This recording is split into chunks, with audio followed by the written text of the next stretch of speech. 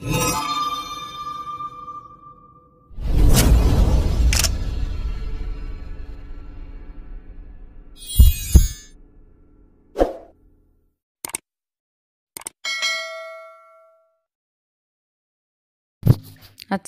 আলাইকুম প্রিয় বন্ধুরা, welcome back to my channel Manhas mother. কেমন আছেন সবাই? আশা করি যে যেখানে আছেন আল্লাহর রহমতে ভালো আছেন। তো আজকে নতুন আরেকটি ব্লগ নিয়ে চলে আসলাম আপনাদের মাঝে। আমি মির্জা রুমা। আশা করি শুরু থেকে শেষ পর্যন্ত সম্পূর্ণ ভিডিও দেখবেন। তো বন্ধুরা, আজকে একটু ঘুরতে বের হচ্ছি, গ্রামের দিকে যাব। তো কোথায় যাব আশা করি সাথেই থাকবেন, সম্পূর্ণ ভিডিও দেখবেন আমরা কোথায় যাই। তো মানহাকে, রোহান, র্যামকে ওর দাদুর বাসায় রেখে গেলাম। তো ওরা যাবে না, ওদেরকে নিয়ে যাব না। তো আপনারা ভিডিওর সাথেই থাকবেন, দেখতেই থাকুন আমরা কোথায় যাই।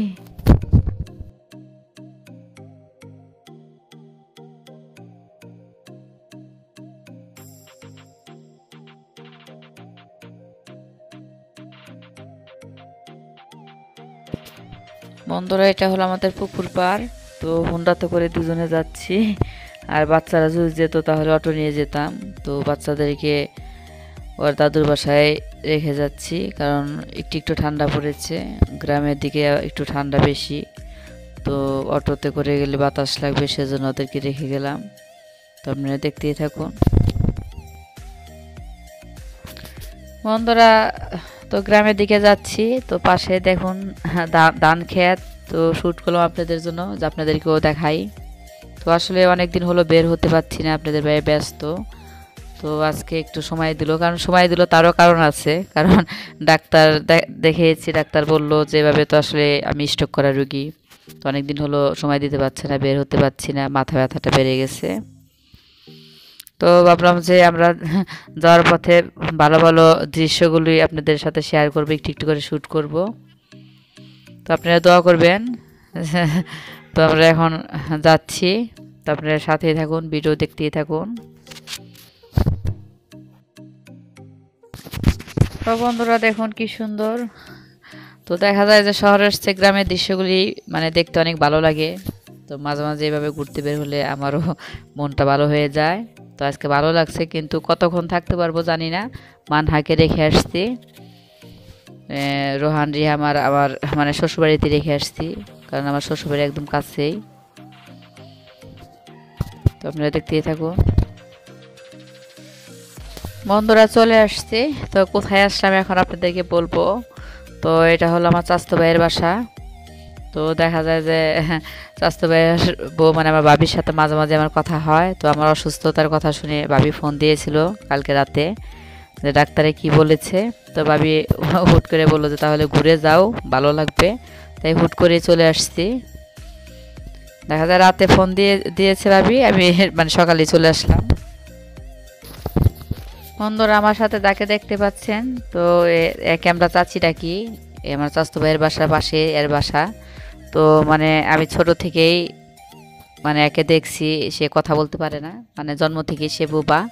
তো কানেও শোনে না। সে দেখা যায় যে আমার কথা শুনে আমাকে দেখতে আসছে। তো আমি অনেকদিন পরে আসছি। আর সে সবার সাথে ছবি উঠাতে ভালোবাসে। তো আমার সাথে ছবি উঠাবে ইশারা দিয়ে বলছে। তো আমি ভিডিও করছি, মানে আপনাদের ভাই ভিডিও করছে, সে অনেক খুশি। বন্ধুরা, এখন আমরা খাবো। তো ভাবি রান্না করছে গরুর মাংস, বেগুন ভাজি আর বেগুন ভর্তা করেছে। আর আমি মাঝে মাঝে ভাবিকে বলে আসবো, আসবে বলে আর আসি না। তাই হুট করে রাতে বলেছি, ভাবি এগুলো আয়োজন করেছে। তো ভাবি বুঝতে পারিনি যে আমি আসলেই চলে আসবো, কারণ আমি মাঝে মাঝে বলি ভাবি আসবোই, আর কি করি। তো আজকে আসলেই চলে আসছি।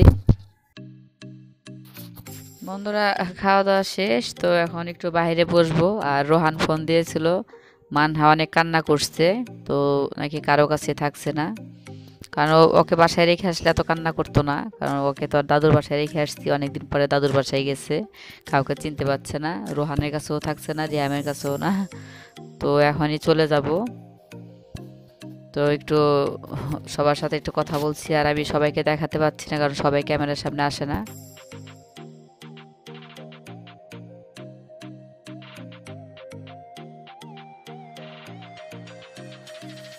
বন্ধুরা, এটা হলো আমার এক নানা, মানে আমার আম্মার চাচা। আর পাশে আমার চাচা বসে আছে। তো আমার কথা শুনে এরা দেখতে আসছে। আমি তো অনেকদিন পর পর আসি। আর আমার বাবার বাসাটাও পাশে, তো আজকে আপনাদেরকে দেখাবো না, অন্য আরেকদিন আপনাদেরকে দেখাবো। তো আজকে তো তাড়াহুড়া করে চলে যেতে হচ্ছে, তো এখান থেকে চলে যাব। তো আপনারা আমাদের জন্য দোয়া করবেন। বন্ধুরা বাসায় চলে আসছি, তো আপনাদের ভাই আমাকে হোন্ডা দিয়ে নামিয়ে আবার মানহাকে আর রিহামকে আনতে গেছে। আর মানহা তো অনেক কান্না করেছে, আসলে বাচ্চাদের নিয়ে গেলে হয়তো অনেকক্ষণ থাকতে পারতাম, তো ওদের নেইনি, কারণ আপনাদের ভাইয়ের মিটিং ছিল, তো সেজন্য আগে চলে আসছি। এখন মনে হয় 3:30 বাজে, তো বেশি সময় ছিলাম না, 2 ঘন্টার মতো হয়তো ছিলাম। তো তাড়াহুড়া করে তো আসলে বাচ্চাদের নিয়ে যাওয়া যায় না, তো দেখতেই থাকুন।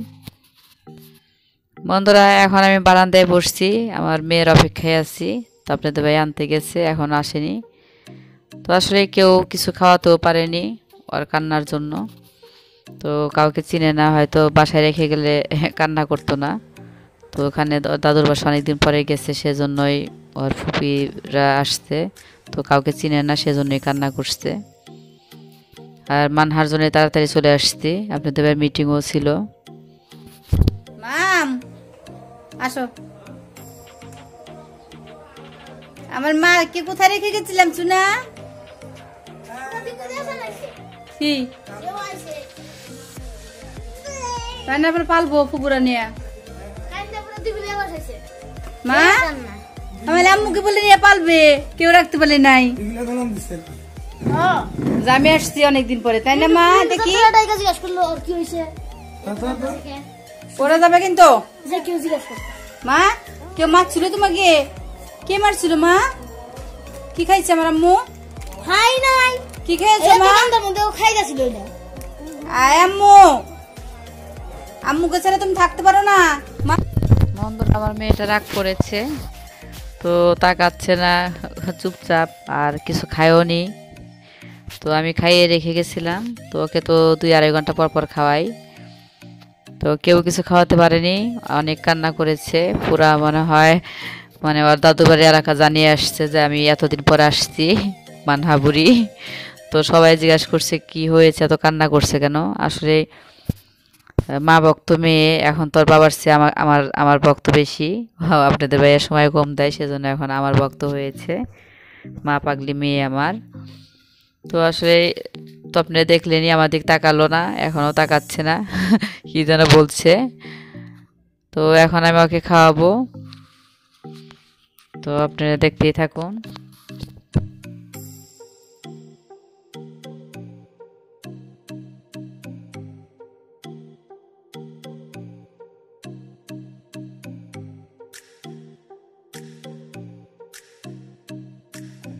বন্ধুরা এখন আপনাদের ভাই বের হচ্ছে, আর মিটিং আছে, তো আর আমি এখন মানহাকে খাওয়াবো, তো আপনারা দেখতেই থাকুন।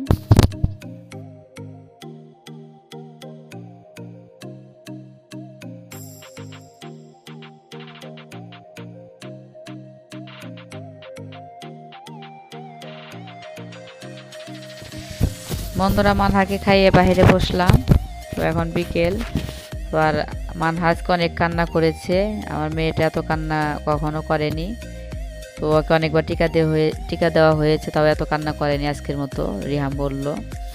তো আসলে অনেকদিন পর দাদুর বাড়ি গেছে, দাদুর বাড়ি আসলে কাউকে চিনে না, সেজন্য হয়তো এত কান্না করেছে। আর ওর 4 ফুপি আসছে, ফুপিদেরকেও অনেকদিন পরে দেখেছে। তো আসলে বাসায় থাকলে এতটা কান্না করতো না, তো দাদু বাড়ি রেখে গেছি, সেজন্য এত কান্না করেছে। বন্ধুরা এটা 1 সপ্তাহ আগের ভিডিও, আর আমি তো প্রতিদিনের ভিডিও প্রতিদিন ছাড়ি। তো ডাক্তার দেখানোর পরে স্বাস্থ্য ভাইয়ের বাসায় বেড়াতে গিয়েছিলাম, তখন এই ভিডিওটা করে রেখেছিলাম, তাই আজকে ছেড়ে দিলাম। তো যারা এখনও আমার চ্যানেলটি সাবস্ক্রাইব করেনি তাদেরকে রিকোয়েস্ট করছি আমার চ্যানেলটি সাবস্ক্রাইব করে আমার পাশে থাকবেন। আজকের মতো এখানে বিদায় নিচ্ছি, আল্লাহ হাফেজ।